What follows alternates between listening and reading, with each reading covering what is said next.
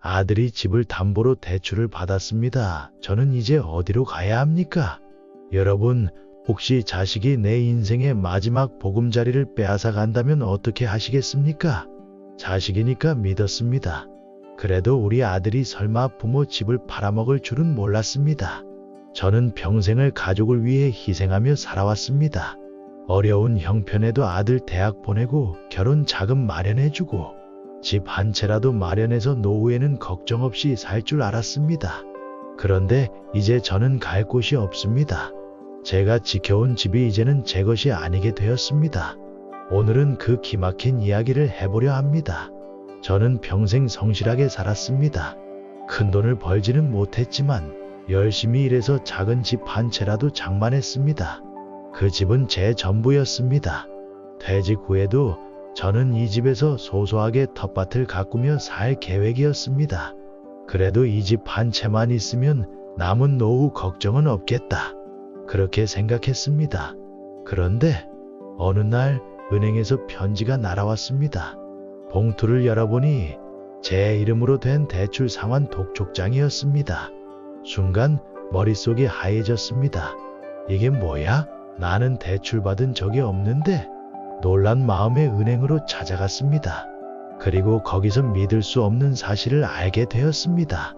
우리 집이 담보로 잡혀 있었고 대출을 받은 사람은 제 아들이었습니다.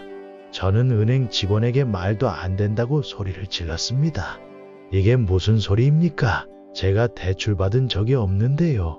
그런데 은행 직원은 제 서명이 들어간 서류를 내밀었습니다. 거기에는 내가 본 적도 없는 서명이 있었습니다. 그제야 저는 등기부등본을 확인해 봤습니다. 그리고 거기에 집 명의가 이미 아들 앞으로 넘어가 있었습니다. 그 순간 온몸이 떨리기 시작했습니다. 내가 언제 이걸 넘긴 거지? 그리고 저는 머릿속이 혼란스러워지는 가운데 아들과 나눴던 대화를 하나하나 떠올렸습니다. 몇 달 전 아들이 제게 찾아와 이런 말을 했습니다. 아버지, 요즘 사업이 조금 어렵습니다. 집을 제 명의로 돌려놓으면 세금 혜택이 좋아진다더라고요. 그래도 우리 가족끼리 믿고 하는 거니까 서류에 사인 한 번만 해주시면 돼요. 그때 저는 아들이 어려운 줄만 알았습니다. 그래, 어차피 이 집은 나중에 내거나 마찬가지인데 내가 도움이 된다면 해줘야지. 그리고 아무 생각 없이 그 서류에 사인을 했습니다. 그게 이렇게 될 줄은 몰랐습니다. 은행에서는 빚을 갚지 않으면 집이 경매로 넘어갈 거라고 했습니다. 집을 지키려면 빚을 갚으셔야 합니다. 얼마인데요? 2억 5천입니다. 순간 숨이 턱 막혔습니다. 2억 5천? 나는 월 100만 원 연금밖에 없는데 이제 저는 제 집에서 쫓겨날 위기에 처했습니다. 저는 그날 밤 아들을 불러 앉혔습니다. 너 이게 다 무슨 짓이냐? 그런데 아들은 미안한 기색 하나 없이 덤덤한 표정으로 말했습니다. 아버지, 저도 어쩔 수 없었습니다. 사업이 망해서 급하게 돈이 필요했어요. 아버지 집이 있으니까 대출을 좀 받았을 뿐이에요. 저는 너무 황당해서 눈물이 나올 뻔했습니다. 너는 그럼 갚을 생각은 하고 있니? 그런데 아들은 차마 제 눈을 마주치지도 못하면서 이렇게 말했습니다. 지금은 어려울 것 같습니다. 순간 제 속에서 우라가 치밀어 올랐습니다. 이 집은 내 전부야. 나는 이제 어디 가서 살아야 하냐? 그런데 아들은 조용히 한마디 했습니다. 아버지, 동네 월세방도 요즘 싸던데 그냥 작게 얻어서 사시면 되잖아요.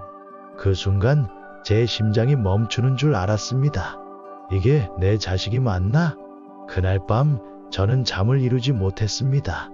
이걸 경찰에 신고해야 하나? 그럼 우리 가족은 어떻게 되는 거지? 며느리는 이 사실을 알고 있을까? 아들이지만 저는 이젠 그를 믿을 수 없습니다. 저는 이제 길거리에 나앉을 신세가 되었습니다. 저는 어떻게 해야 할까요?